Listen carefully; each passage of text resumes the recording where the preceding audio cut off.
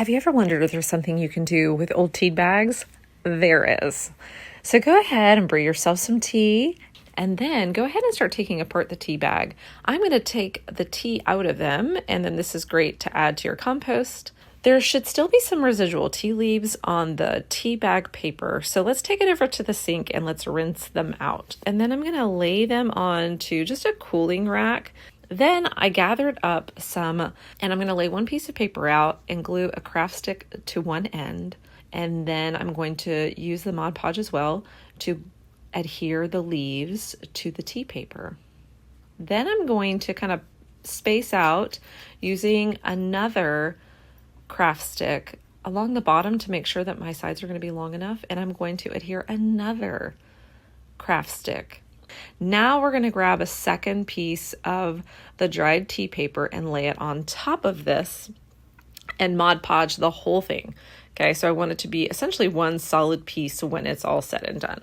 So I did that, and then I repeated so that I had a second piece, and then I laid those on a cooling rack and let them dry. Once they're dry, I grabbed my tacky glue, and I'm going to put these pieces together to make one solid piece. I'm going to give that a few minutes to dry, and then it's time to place it. So you can use this with a tea light, but it's not very bright and fire hazard. But what I love to do is to put it here and then grab a cord of some battery powered lights and ball them up and stick them inside. And these have a nice warm glow for fall, but you can certainly get some that are a little dimmer or a little more blue. But I love the way that it glows, and it adds a fall flare to any surface. Y'all, this is so easy and so fun, and people will want to know how you made it. To start this project, I want to get the frames ready. I'm going to remove all of the insides, including the glass. Next, I'm going to paint the frames.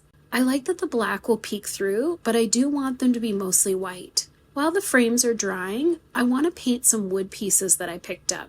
These are a little thin, so I'm going to use some wood glue to adhere two together. To make the slats in my lantern, I'm going to use these little wood stir sticks. I'll paint these white with the same paint that I used on the frames. With the first coat of paint on all the pieces, it's time to start putting them together. I'm using hot glue to attach the 4 frames to one of the wood pieces, and then I'm going to glue them all together. Now that the frames are together, I want to start adding the stir sticks. I'm going to put the horizontal ones in first. I just need to snip it so that it's the correct length, and then I can put them in. To decorate the top of the lantern, I want to add a small rope handle. I have a little piece of copper pipe that's going to work perfectly with some thick rope to do that. All that's left to do now is add a little hot glue to the lid of the lantern and place the copper pipe into it. I love how easy this lantern was to make and how pretty it looks on my buffet. It's simple and charming all at the same time. Simply empty out all the cheese balls from the container first and then wash it out thoroughly in your sink. Be sure to get all of the label off of the container too. We're going to be wrapping the container in twine, but you don't want any of the bright colored label peeking through when we're done. Then grab some wired twine and a hot glue gun. I used a combination of light and dark wired twine to give it some contrast. I picked a spot on the container to start wrapping the twine around. I placed a dollop of hot glue there and then held the end of the wired twine there securely until it was glued in place. I repeated this process every time I started and ended a strand of wired twine. After that, I just started wrapping the twine around the cheese ball container until it was mostly covered up. I also created a little handle on top of the container with some leftover wired twine as well. To make this cheese ball container into an outdoor lantern, all I did was add in a battery-operated candle inside of it. And then I placed it outside on my screened-in porch with some of my other outdoor candles and lanterns. And it fits right in. You would never know it was a cheese ball container in the first place. The next time you are recycling a tin can, don't. Save the can, wash it thoroughly with soap, rinse, and remove the paper label. Now fill the can or cans with clean water and place them into the freezer. While you wait for the water in the cans to freeze, hop online and start searching for a simple winter design that you like. Then center your paper graphic onto the can and tape it in place with some strong packing tape. Using a drill, Find a center point on your graphic and drill a hole vertically through the can and into the ice below. You don't need to drill far, just enough to get through the can. Continue to drill holes along the pattern of your template. If using a linear graphic like my snowflake, there is an alternate way of doing this. Lay your pattern out where you can see it. Most tin cans will have a vertical seam on one side of the can. Drill a vertical line of holes along this seam. Then take a marker and do a quick sketch of the snowflake onto the can. Then use your rough sketch to drill the holes. Most tin cans have horizontal grooves in the can, and it is easiest to drill through the groove depressions. Once you're done drilling the holes, run your can under warm water to melt the ice inside. If your can has any bumps or bulges that you don't want, take a hammer and hammer those spots out. Take a votive candle or a puck light and place it in the can to illuminate the punched pattern in your new winter lantern. I hope this inspired you to recycle a basic tin can into a unique lantern for your winter home decor. To begin my project, I'm going to take this bamboo vanity tray, and then I'm also going to take these plastic Hot Wheel tracks. These are available at Dollar Tree. I am going to be using just the track part. We don't need these blue pieces that are at the top, the connectors, so we can just get rid of those with the packaging. Now these tracks are different on either side. There is a thinner ridge and then there is a thicker ridge on the other side, more room in between. So we're going to be using the side that has more room in between. That's going to be facing out. So I'm going to go ahead and I'm going to take these tracks and I'm going to curve them around, and I'm going to add a generous amount of hot glue in the corner of my vanity tray. I'm going to place one end of the track in there, letting it set, and then I'm going to add glue to the opposite corner, and then I'm going to place in the other side of the track there, and I'm going to make sure I hold these until the glue firmly sets. Then I'm going to come in with more hot glue, just building up a nice base around the track so that they're in there nice and stable. Then I'm going to take my other track and I'm going to place it into the other corners, going over top of the first track that I placed. So I'm going to come in with my hot glue again, making sure to add a generous amount so that these tracks stay in place. Once the glue sets, I'm going to come in with these half wood beads. So they have a wood bead round side and then the other side is flat. And I'm going to hot glue these on to the outside of the tracks, starting at the bottom and working my way up. I did stop halfway through adding the beads just so that I could add my wooden top here. This is just a wood round because I didn't want to waste beads underneath where they weren't required. So I glued that on top with some hot glue, and then I took this large wooden bead with a flat bottom and I glued that on top as well. And this is just going to add a nice decorative finish to the top. I continued adding the beads till I got just about underneath the wood top and repeated on the other tracks. Before spray painting my piece, I made sure to remove any of the glue hairs so they don't get stuck in the spray paint. Then I came in with the Zinsser primer and an enamel satin spray paint, and I spray painted the whole piece outside.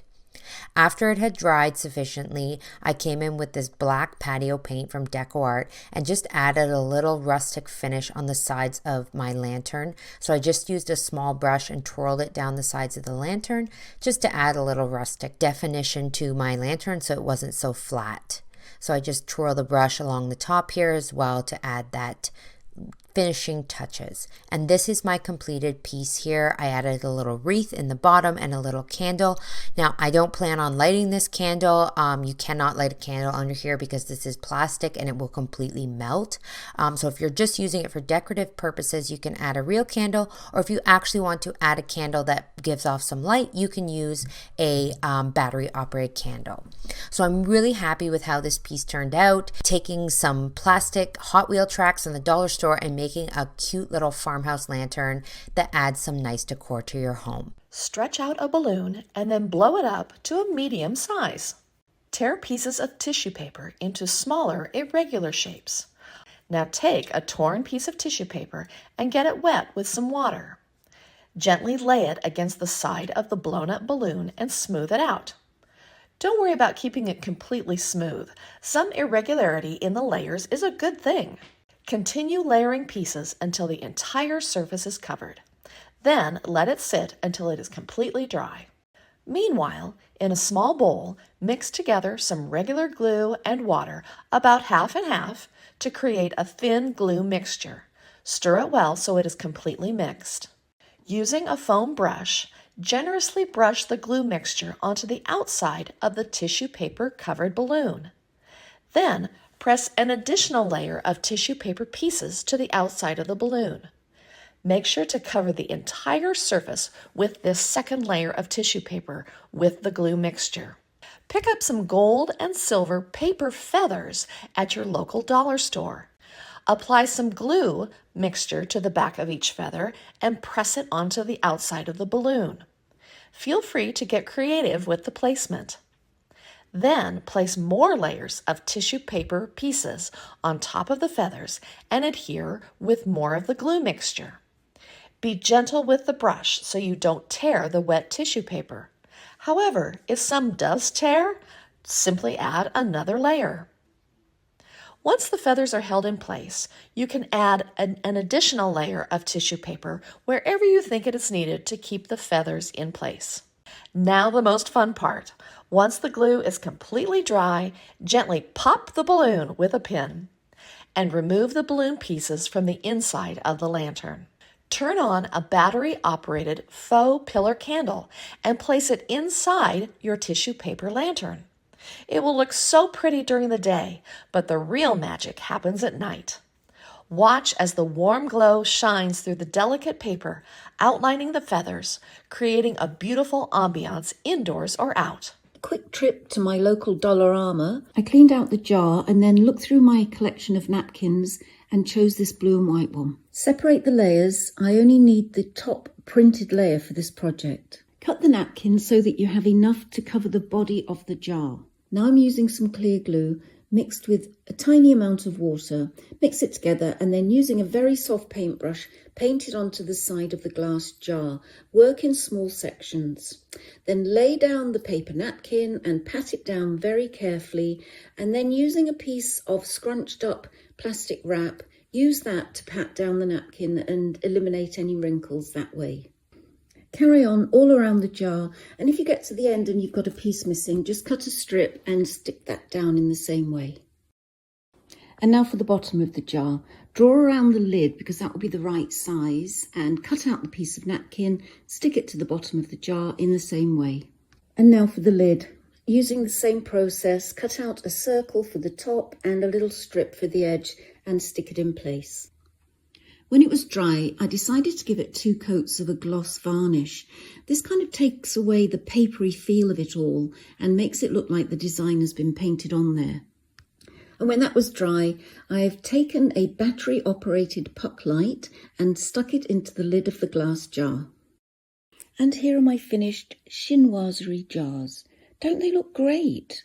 All right, so we're gonna start with a vase from Dollar Tree. And so we're gonna first go ahead and cover this entire thing with this frosted glass spray paint, and then we'll be back for our next step. So now that my vase has been covered with my frosted glass spray paint, we are going to be using a pail from Dollar Tree, and we are going to be hot gluing this on top. So I'm gonna go ahead and put it directly on the bottom here. And we're gonna place it on top. In the center. So we're gonna let that dry.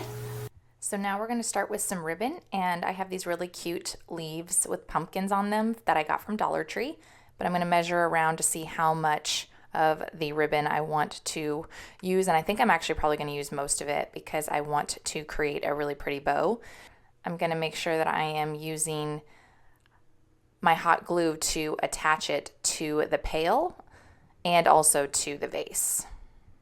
Now you want to make sure that you get the hot glue all the way around and then slowly secure the ribbon to the pail and also the vase, kind of covering that seam where they both connect, where we glued them together. And I've come down to using 2 of these leaves. One is kind of a pinker color and the other one's white. And then I'm probably going to be use some of the decorative berries. And then I'm going to be using my hot glue again to attach it. Then once I was happy with everything, I'm making sure that I'm going in with my scissors to cut the ends of the tails of the ribbon to make it look really finished and pretty. And then from there, we are going to move on to our next step, which will include our Dollar Tree rocks. And once I've poured the whole bag of the rocks into the vase, I'm going to move on to my next step, which includes my last supply, which is a little solar light from Dollar Tree. What I'm going to do is I'm going to detach the solar light top from the base, and we are going to be placing this in the center of the vase in the rocks, because the rocks are going to help hold it in place. And then from there, we're just going to make sure it's nice and secure in there. Here's the finished product out on my screened-in porch. I'm really happy with how it turned out, and I really wanted to show you what it looked like when it was just more of a decorative piece versus when it lights up later in the evening. But you want to make sure you're giving the solar light about 8 hours to charge. And there you have it. It's a beautiful, cute, decorative solar lantern that I'm really excited is living out on my screened-in porch now for fall. So I hope you liked this project. Thank you so much for watching Home Talk, and I'll see you in the next one.